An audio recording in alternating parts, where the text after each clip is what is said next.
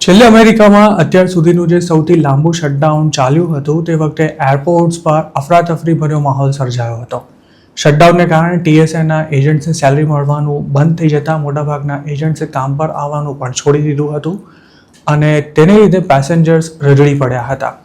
જોકે હવે અમેરિકાનું transportation security administration પેસેન્જર્સનું screening જલ્દી પૂરું કરી શકાય તે માટે કેટલાક મહત્વના પગલાં લેવા જઈ રહ્યું છે, જેના ભાગરૂપે હવે ફેડરલ એજન્ટ્સને બદલે પ્રાઇવેટ સિક્યોરિટીને એરપોર્ટ પર તૈનાત કરવામાં આવી શકે છે. ન્યૂયોર્ક ટાઈમ્સના એક રિપોર્ટ અનુસાર શટડાઉન બાદ સ્ક્રીનિંગ પાર્ટનરશિપ પ્રોગ્રામને એક્સપાન્ડ કરવાની અટકળોએ જોર પકડ્યું છે. આ પ્રોગ્રામ હેઠળ પ્રાઇવેટ કોન્ટ્રાક્ટર્સના માણસો સિક્યોરિટી ચેકપોઇન્ટ્સ પર તૈનાત રહેશે અને સાથે જ નવા voluntary public private screening initiative gold પ્લસની પણ હવે શરૂઆત થઈ શકે છે. હાલ સેન ફ્રાન્સિસ્કો ઇન્ટરનેશનલ સહિતના 20 જેટલા એરપોર્ટ્સ પર સ્ક્રીનિંગ પાર્ટનરશિપ પ્રોગ્રામ અમલમાં છે જ. શટડાઉન વખતે ટીએસએના એજન્ટ્સ ફરજ બજાવતા હોય તેવા હ્યુસ્ટન જેવા મોટા એરપોર્ટ્સ પર પેસેન્જર્સની લાઇન છેક ટર્મિનલની બહાર સુધી પહોંચી ગઈ હતી, જ્યારે નોન ટીએસએ એરપોર્ટ્સ પર લોકોને માંડ 10 મિનિટ જ રાહ જોવી પડતી હતી.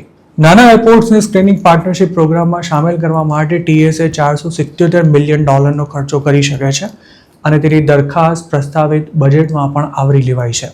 સાથે જ ટીએસએ 50,000 જેટલા એજન્ટ્સમાંથી 4300ને નોકરીમાંથી રૂખસત પણ આપી શકે છે.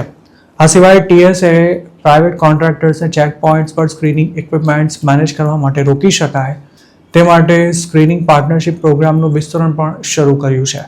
પ્રાઇવેટ સેક્ટરને એરપોર્ટની સિક્યોરિટીમાં સામેલ કરવા માટે ટીએસએ દ્વારા જે ગોલ્ડ પ્લસ પ્રોગ્રામ શરૂ કરાયો છે તેને કોઈપણ એરપોર્ટ પર 7 થી 11 મહિનામાં તબક્કાવાર લાગુ કરી શકાય તેમ છે.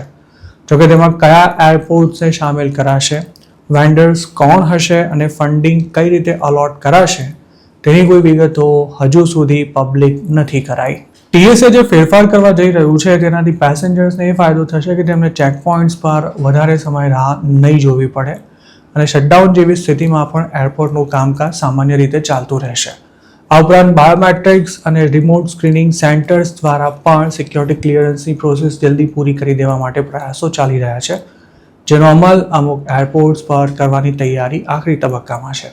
કેટલાક એરપોર્ટ્સની એવી પણ ફરિયાદ છે કે ટીએસએની ફાઇનાન્શિયલ અને બ્યુરોક્રેટિક મર્યાદાઓને કારણે એરપોર્ટ માટે નવી સિક્યોરિટી ટેકનોલોજીનો તુરંત જ અમલ કરવો મુશ્કેલ બની જાય છે. જોકે ટીએસએના એજન્ટ્સનું પ્રતિનિધિત્વ કરતું American federation of government employees નામનું યુનિયન પ્રાઇવેટાઇઝેશનની આ કવાયતના વિરોધમાં છે. તેની એવી દલીલ છે કે 9/11ના અટેકમાંથી મળેલા બોધપાઠ બાદ કોંગ્રેસ દ્વારા જે ફેડરલ મોડેલ ઊભું કરવામાં આવ્યું હતું તેને હવે કોરાણે મૂકી દઈ એરપોર્ટની સિક્યોરિટીનું પ્રાઇવેટાઇઝેશન કરવું ખૂબ જ મોટી ભૂલ હશે. જોકે એક્સપર્ટ્સનું માનવું છે કે હાલ ટેકનોલોજી જે સ્કેલ પર પહોંચી ગઈ છે તેનાથી એરપોર્ટની સુરક્ષામાં પબ્લિક પ્રાઇવેટ પાર્ટનરશિપ મોડેલ લાગુ કરીને ટ્રાવેલર્સનો સમય અને ટેક્સ પેયર્સના પૈસા એમ બંનેની બચત કરી શકાશે. જોકે ટીએસએનું કહેવું છે કે ઘણા એરપોર્ટ્સ પ્રાઇવેટ સ્ક્રીનિંગ ઓપ્શન માટે તૈયાર છે, જેમાં એટલાન્ટા જેવા સૌથી વ્યસ્ત ગણાતા એરપોર્ટ્સનો પણ સમાવેશ થાય છે.